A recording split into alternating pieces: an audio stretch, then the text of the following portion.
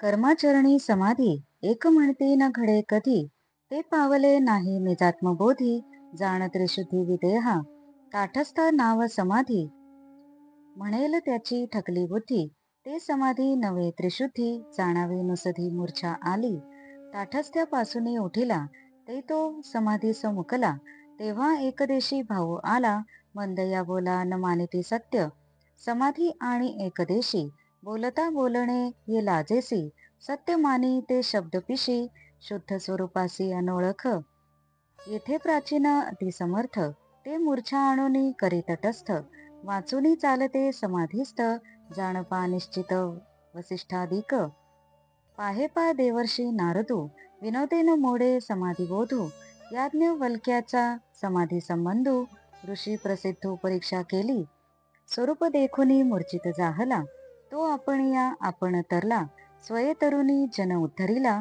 तो बोधू प्रकाशिला शुकवाम देवी, या लागी समाधी आणि व्युत्थान, या दोन्ही अवस्था सहित जाण, बुद्धी होय ब्रह्मार्पण, अखंडत्वे पूर्ण समाधी, अर्जुना देऊनी निज समाधी, सवेची घातला महायुद्धी, परितो कृष्ण कृपानिधी, ताटस्थ्यते त्रिशुद्धी नेदीचे स्पर्श,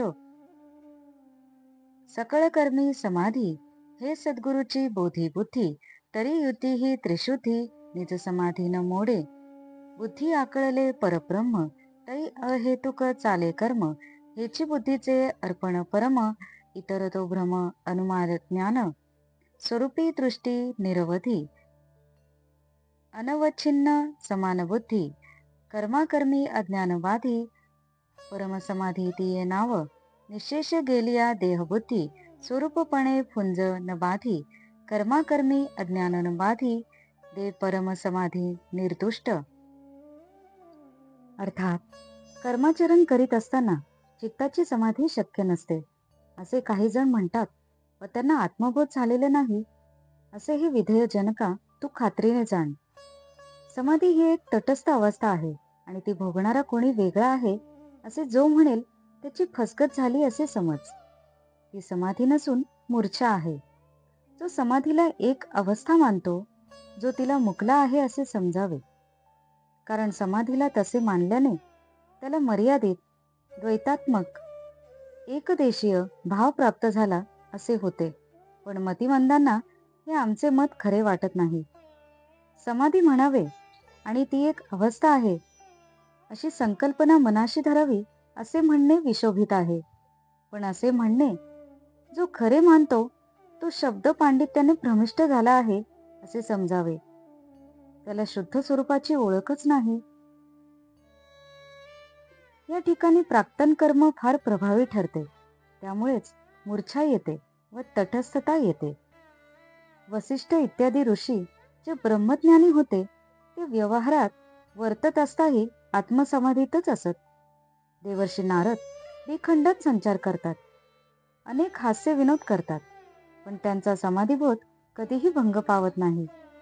याज्ञवल्क्य मुनींचा समाधीबंध किती दृढ होता त्याची परीक्षा ऋषींनी तुझ्याच यत्नात केली आहे. स्वरूपाचा साक्षात्कार होताच ज्याचे मीपणाचे अहंकाराचे भान राहत नाही व नंतर जो सर्व व्यवहार निरहंकार राहून करतो, तो आपण स्वतः तरला आणि त्याने लोकांचाही उद्धार केला असे होते. शुक, वामदेव या लोकांनी असेच सांगितले आहे. म्हणून समाधी लागणे आणि समाधीतून उठणे या दोन्ही अवस्थांसह बुद्धी सतत ब्रह्मरूप राहणे हीच अखंड व पूर्ण समाधी होय. अर्जुनाला कृष्णाने ज्ञान देऊन महायुद्ध करण्यास तत्काळ जुंपले, पण त्या कृपासार्ग कृष्णाने त्याला केवळ समाधीचा स्पर्शही होऊ दिला नाही, ताठस्थ्य येऊ दिले नाही. सर्व कर्मामध्येही चित्ताचे समाधान ठेवणे हीच युक्ती सद्गुरू सांगतात. कृष्णाने अर्जुनाला तीच युक्ती सांगितल्याने घोर युद्ध करतानाही अर्जुनाची स्थिर बुद्धिरूपी समाधी विचलित झाली नाही. बुद्धीला परब्रह्माचे आकलन झाले म्हणजे निर्हेतुक कर्म घडत असते. हेच बुद्धीचे श्रेष्ठ अर्पण होय. बाकी सर्व ज्ञान अनुमानाचे आहे. स्वरूपामध्ये तन्मयता आली की त्या समबुद्धीच्या पुरुषाला कर्म घडो वा ना घडो मीपणाचे अज्ञान बाधत नाही. हीच परम समाधी. देहबुद्धी विरून गेली म्हणजे स्वरूप भावात जीवभावाचा अहंकार, कर्म व अकर्म यांनी चित्त विचलित होत नाही. ते स्वरूपी निरवधी भजनशीळ झाली बुद्धी, ते सकळ कर्मी समाधी. निजार्पण विधी स्वये जाहली, जेथे शमली मनाची आधी, ते जाणावी परमसमाधी. समाधी घेणे ते देहबुद्धी, काष्ट ते त्रिशुद्धी मूर्छित प्राय. मनासी ठाऊके नसे, इंद्रिय व्यापारू तरी दिसे, कर्म निपचे जे जे ऐसे, ते जाणिजे आपैसे कायिक. श्वासोच्छवासाचे परिचार, का निमेषोन्मेषांचे व्यापार, तेही नारायण पर, केले साचार निज स्वभावे. तरी देह गेह वर्णाश्रमे, स्वभागा आली जी जी कर्मे, इति आचरोनी निज धर्मे, पूर्वानुक्रमे अनहंकृती. साखरेचे कारले प्रौढ, ते देठू काटेनशी सर्व गोड, तेवी इंद्रिये कर्मगूढ, स्वादिष्ट सदृढ ब्रह्मार्पणे ब्रह्मी. कर्मकलापू आघवा, आचरोनी आणि गौरवा, तरी करतेपणाची या गावा, अहंभावा स्पर्शेना. मजपासून झाले सत्कर्म, माझा आचार अतिउत्तम, म्या निरसिले मरण जन्म. हा स्वभावे देहधर्म उठोची नेणे, देहसंगे तरी वर्तणे, वरी देहधर्म धरून नेणे. देह स्वभाव लक्षणे, माझी वठा ब्रह्मार्पणे विचरती, देहधर्माचा नुठे फाटा, ज्ञानगर्वाचा न चढे ताठा. या लागे सहज भजना माझी वठा, झाला तो पैठा अनहंकृती. त्यापासून जे जे निपजे, ते ते देव म्हणे माझे खाजे.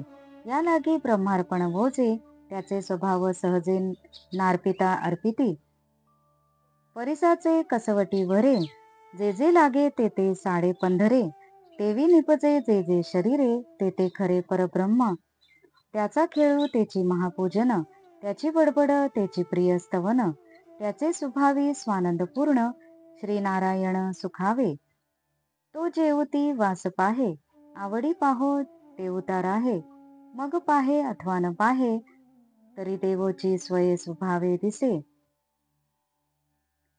अर्थात आत्मनिवेदन रूपी 9वी भक्ती म्हणजे काय? जेव्हा बुद्धी भजनशील होऊन स्वरूपात तादात्म्य पावते आणि सर्व कर्मात समाधी स्थिर असते, अशी अखंड एकरस बुद्धी म्हणजेच आत्मनिवेदन भक्ती. मनाची तळमळ अजिबात नाहीशी होणे हीच परम समाधी होय. बाकी देहबुद्धी तशीच ठेवून नुसते चित्त स्थिर करणे म्हणजे देहाला काष्टासारखे अचल करणे होय. मनाला न कळता इंद्रिये आपापली कार्य करतात. अशा स्थितीत जेव्हा कर्मे घडतात तेव्हा ती देहाची करणे होय. श्वास घेणे व सोडणे, डोळे उघडणे व मिटणे या क्रियाही ज्याच्या बाबतीत कृष्णार्पण असतात, त्याचे सर्व कर्म नारायणपरक झालेले असते. देह, घर, आपला विप्रादी वर्म आश्रम यांच्या संबंधाने समाजातून जी कर्मे विहित असतील ती अहंकार सोडून घडत असतील तर ब्रह्मत्वाला त्यातही बाधा येत नाही. साखरेचे एक कारले तयार केले तर त्याचा देठ, त्याचा काठेरी पृष्ठभाग इत्यादी सर्वच गोड असते. त्याप्रमाणे कर्म करतानाही इंद्रिय ब्रह्मार्पणामुळे स्वानंदातच असतात. असा भक्त सर्व कर्मे मोठ्या उत्साहाने आचरतो व त्यांनाही गौरव प्राप्त करून देतो. पण मी करता अशा अभिमानाला तो स्पर्श करत नाही. माझ्याकडून सत्कर्म झाले, माझा आचार चांगला आहे, मी जन्ममरणाचे निरसन केले आहे, असा मीपणा तो मनातही येऊ देत नाही.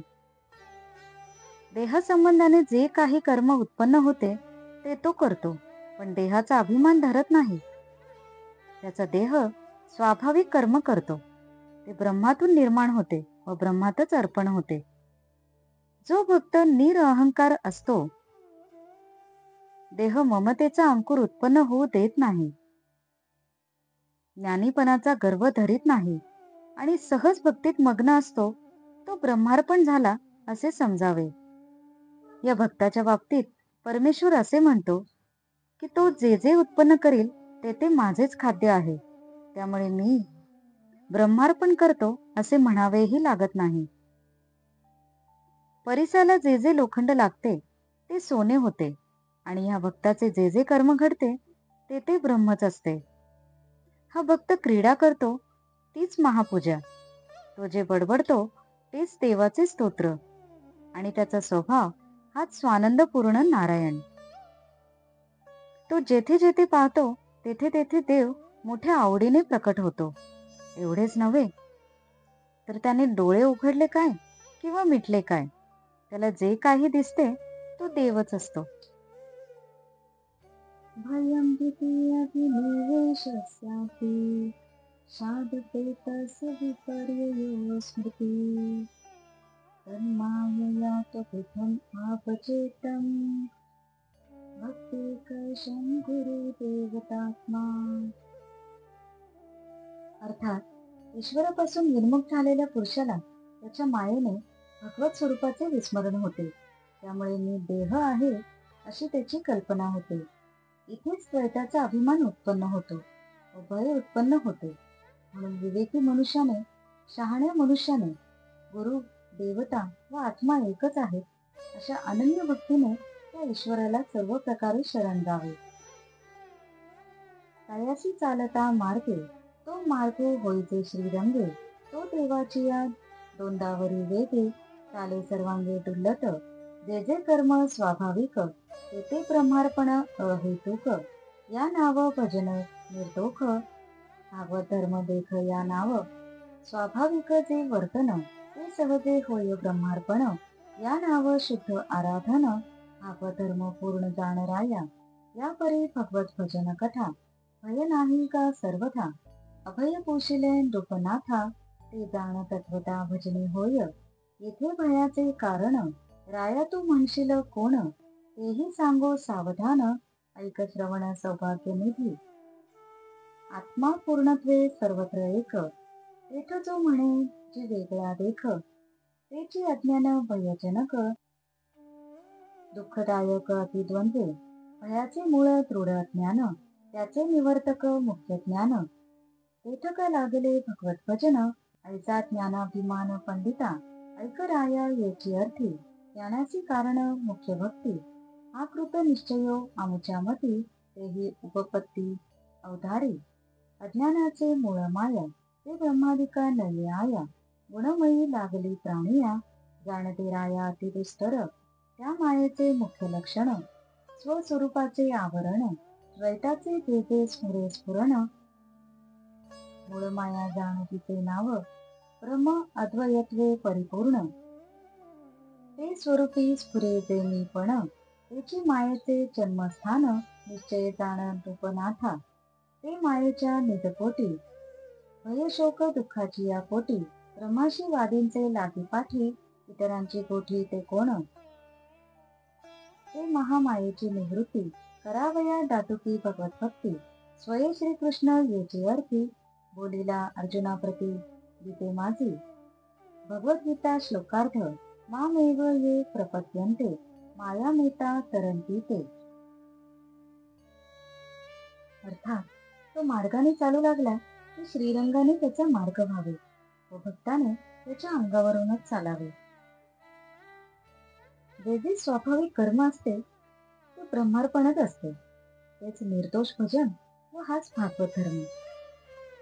राजा, असे जे भक्तांचे स्वभावतः घडणारे वर्तन असते तीच शुद्ध आराधना आणि पूर्ण भागवत धर्म होय.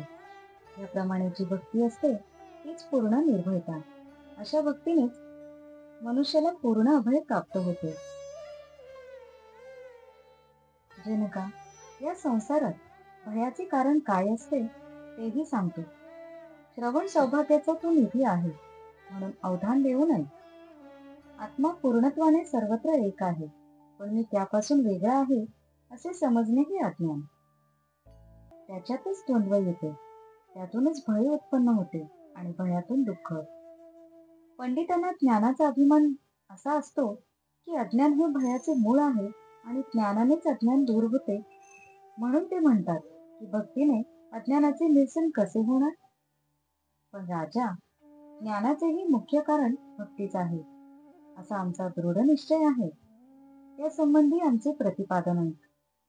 अज्ञानाचे मूळ मायेत आहे, ती ब्रह्मादिकांच्याही आटोक्यात येत नाही. ती माया गुणमयी आहे. प्रत्येक प्राण्याला ती त्रस्त करते. ती ओलांडण्यास कठीण आहे. स्वरूपाला आच्छादित करणे हे तिचे मुख्य लक्षण व कार्य आहे. दोनपणाचे भान येणे यालाच मूळ माया म्हणतात.